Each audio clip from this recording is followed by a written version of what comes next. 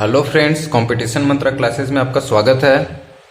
आज का जो टॉपिक है वो है नंबर सिस्टम यानी कि संख्याएं पार्ट 2 से। क्योंकि इसका पिछला पार्ट जो है बना चुका हूं, आप यदि उसको चेक करना चाहें तो डिस्क्रिप्शन बॉक्स में जाके चेक कर सकते हैं लिंक पे।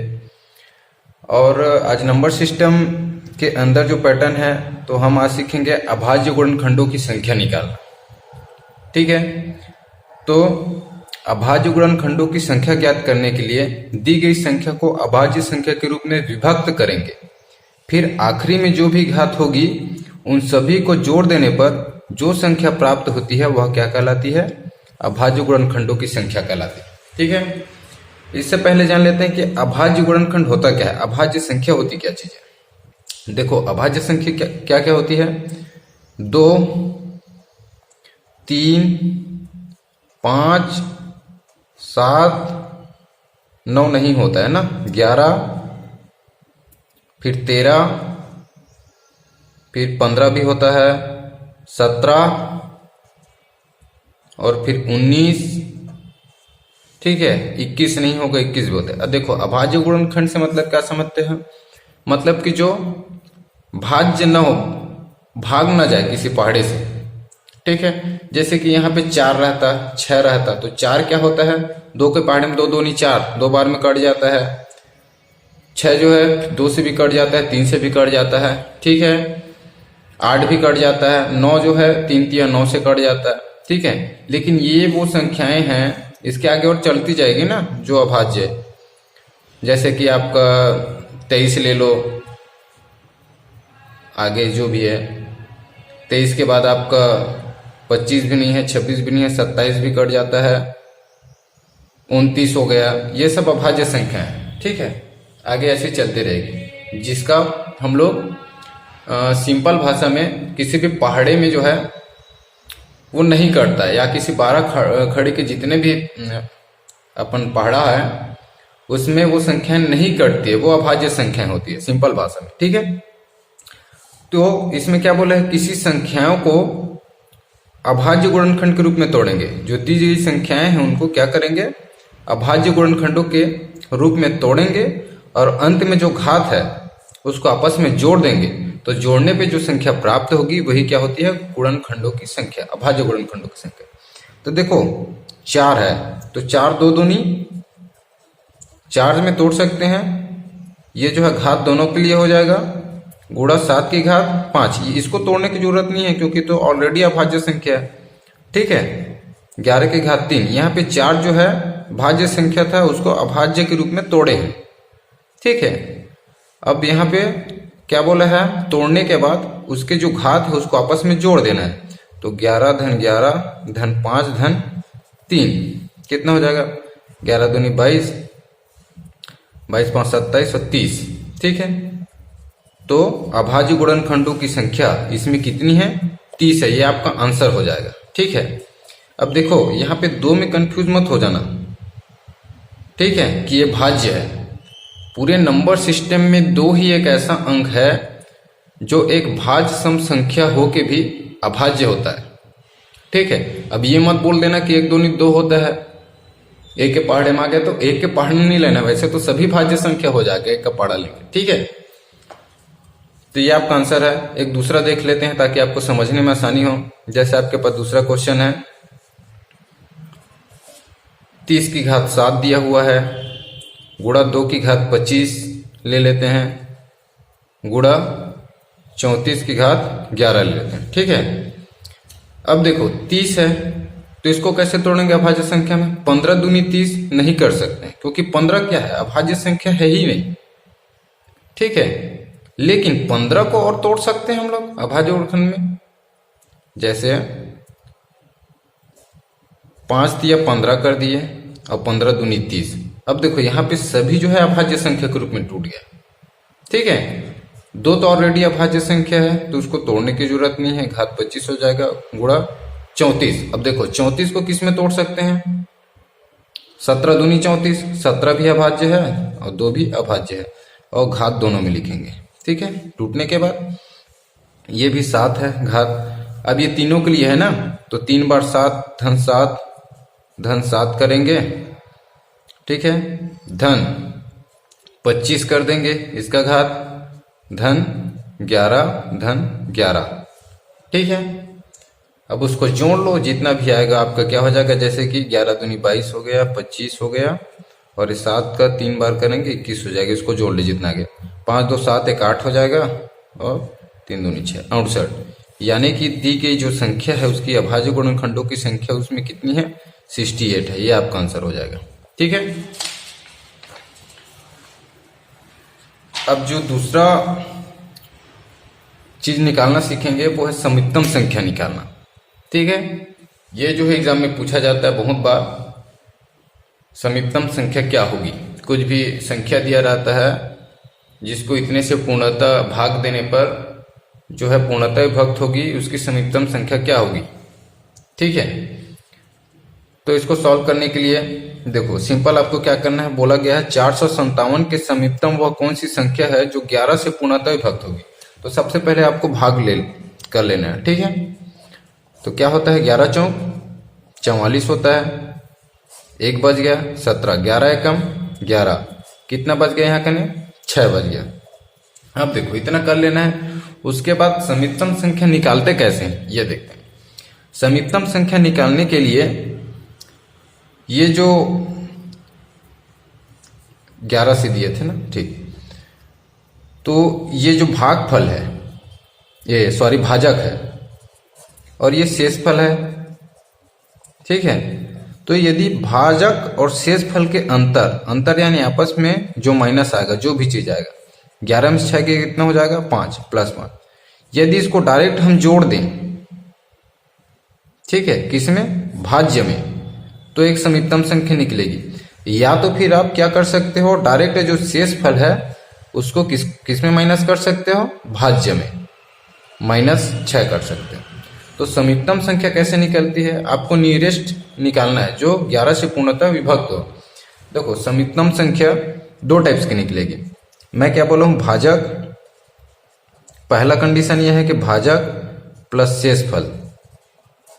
ठीक है, सॉरी दोनों का अंतर, भाजक माइनस शेषफल को हम किस में जोड़ देंगे, भाज्य में जोड़ देंगे, जोड़ देंगे। ठीक है, तो भाजक कितना हो रहा है आपका 11 है, माइनस शेषफल 6 है, कितना आया 5। 5 को क्या करेंगे हम भाज्य में जोड़ देंगे, यानी 457 धन 5। ठीक है, दोनों को अंतर का कितना आया 5 आया, 5 को हम किस में जोड़ देंगे, भाज्य में जोड़ देंगे, तो कितना हो जाएगा 7 5 12, 12 की 2 हो गया, 1 6 462। एक समीपतम संख्या ये है इसकी। दूसरी समीपतम संख्या क्या होगी, डायरेक्ट शेषफल को किसमें, भाज्य माइनस शेषफल को घटा देंगे, तो एक दूसरी समीपतम संख्या निकलेगी। भाज्य कितना दिया है 457 माइनस 6 कर दो, कितना हो जाएगा 451। एक समीपतम संख्या ये है, एक ये है। ठीक है, अब हमको क्वेश्चन में पूछा समीपतम संख्या निकालने, यानी एकदम जो पासी में हो, 457 के नियरेस्ट। ठीक है, जैसे कि सपोज आपको एग्जांपल के तौर पे, जैसे आपके पास एक शहर है, ठीक है, जहां आपको जाना है, ये आपका शहर है जहां आप रह रहे हो। ठीक है, अब यहां से उस शहर में जाने के लिए 2 रास्ते हैं। एक आपको पड़ता है 150 किलोमीटर, एक आपको पड़ता है 200 किलोमीटर, और रोड की क्वालिटी भी सेम है। तो आप किस रास्ते से जाना पसंद करोगे, बेशक 150 किलोमीटर वाले रास्ते से जाना पसंद करोगे, क्योंकि आपका टाइम बच रहा है, ठीक है, पेट्रोल बच रहा है। ठीक है, तो आप किस में जाना पसंद करोगे, 150 किलोमीटर वाले में। सिंपल वही बात है कि यहाँ पे समीपतम संख्या जो है +5 किया वहां पे, क्योंकि सिर्फ 5 स्टेप आगे बढ़ रहे हैं। ठीक है, यहाँ पे -6 स्टेप, जैसे आपको सीढ़ी है तो पास कौन पड़ेगा, आप 6 पीछे जाओगे, 6 सीढ़ी, 1 2 3 4 5 6, या फिर ये पास पड़ेगा जहां पे आप 5 सीढ़ी आगे जाओगे। ठीक है, तो ये जो है समीपतम संख्या कहलाएगी। तो यहाँ कने ये जो 462 है वो आपका करेक्ट आंसर हो जाएगा। तो 457 के समीपतम वह कौन सी संख्या जो 11 से पूर्णतः विभक्त होगी, तो वो कौन सी है, 465 होगी। ठीक है, इसी से रिलेटेड एक और क्वेश्चन देख लेते हैं। 4 अंकों की सबसे बड़ी संख्या कौन सा है जो 10 से पूर्णतः विभक्त होगा। तो देखो 4 अंक की सबसे बड़ी संख्या कौन सी होती है, 9999। ठीक है, किससे पूर्णतः विभक्त होगी बोला है, 10 से। तो 10 से कर लेते हैं पहले। ठीक है, 10 निया 90, बच गया 9, फिर 9 कॉपी किए, 10 निया 90, फिर 9 बचा, एक 9 बचा है, उतार दिए, 10 निया 90। ठीक है, ये 9 जो है आपका शेष बच गया। ठीक है, अब क्या करते हैं, मैं क्या बोला था, जो भाजक है और जो शेषफल है उसके अंतर, तो 10 में से 9 गया कितना, 1 को जोड़ेंगे किसमें, भाज्य में। ठीक है, और दूसरा तरीका है डायरेक्ट -9 करना भाज्य में। ठीक है, तो यहां पे कौन सा होगा, अब पहले वाले पैटर्न की बात अलग थी, वहां पे प्लस किए थे, क्योंकि प्लस एक स्टेप जाएंगे तो समीपतम संख्या होगी, बिल्कुल होगी। -9 स्टेप जा रहे हैं, लेकिन यहां पे इस केस में देखो, यदि हम एक भी जोड़ते हैं, वैसे तो जाना इसी में चाहिए, लेकिन एक भी जोड़ते हैं तो ये जो है 5 अंक की हो जाएगी। हमको क्वेश्चन में क्या बोला, 4 अंकों की सबसे बड़ी संख्या कौन सी है जो 10 से पूर्णतः विभक्त होगी। ठीक है, अब मान लीजिए 9999 में मैं एक भी जोड़ देता हूं तो ये सीधा सीधा 10,000 हो जाएगा, तो ये 5 अंक की हो जाएगी। इसलिए यहां पे ये जो है नहीं लेना है। ठीक है, क्वेश्चन में बोला है 4 अंकों की सबसे बड़ी संख्या, तो ये ध्यान में रखना है। तो यहां पे -9 कर देंगे, तो 9999 शेषफल में डायरेक्ट भाजक घटा देंगे, तो -9 कर देंगे, 9990। ये आपका जो है सबसे बड़ी संख्या है जो 10 से पूर्णतः विभक्त होगी, 4 अंकों की। ठीक है, ये आपका आंसर हो जाएगा। ठीक है,